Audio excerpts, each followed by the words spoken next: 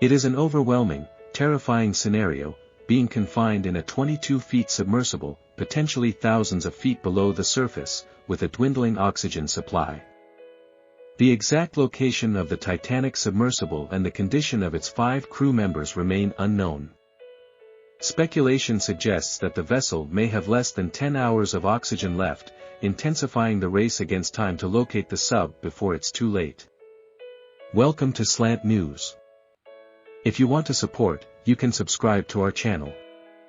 Dr. Ken Ledes, an expert in hyperbaric medicine at Memorial University in St. John's, Newfoundland, has informed BBC News that running out of air is not the sole peril the crew faces. There is a possibility that the submersible has lost its electrical power, which likely plays a critical role in regulating the levels of oxygen and carbon dioxide within the vessel. As the oxygen level depletes, the crew will experience a corresponding rise in carbon dioxide levels they breathe out, leading to potentially fatal consequences. As carbon dioxide accumulates, it becomes sedative, acting like an anesthetic gas, and eventually, you will fall asleep. Excessive carbon dioxide in the bloodstream, known as hypercapnia, can be lethal if left untreated. Ryan Ramsey, a former Royal Navy submarine captain, expresses concern after examining online videos of the interior of the Titan submersible. He couldn't identify a carbon dioxide removal system, commonly referred to as scrubbers. For me, that is the most significant problem of all, he remarks.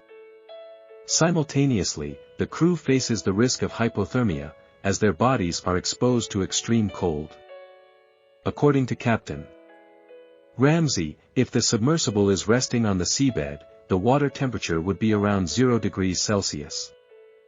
Without electrical power, the submersible cannot generate heat. Hypothermia, coupled with the lack of oxygen and the accumulation of carbon dioxide inside the submersible, diminishes the crew's ability to establish contact with the search and rescue team.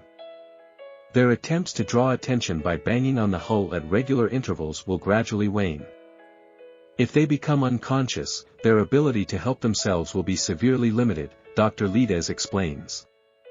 While the Coast Guard warns that the oxygen supply is likely to be critically low, the crew may be able to conserve their remaining resources, at least for a limited period. Mr. Ramsey suggests that controlling their breathing rate could aid in this effort, but he acknowledges the immense stress they are under, making it challenging to achieve. Dr. Ledes proposes the possibility of dispersing carbon dioxide absorbing granules or reducing power consumption if the submersible still has electricity. Despite the myriad challenges they face, he advises against prematurely calling off the search and rescue operation, noting that the crew might still have a chance at survival even with extremely low oxygen levels. If anyone can endure such conditions, it's these individuals, Dr. Ledes asserts. Their survival hinges on having power and access to light to facilitate navigation and control. But unquestionably, they could still be alive.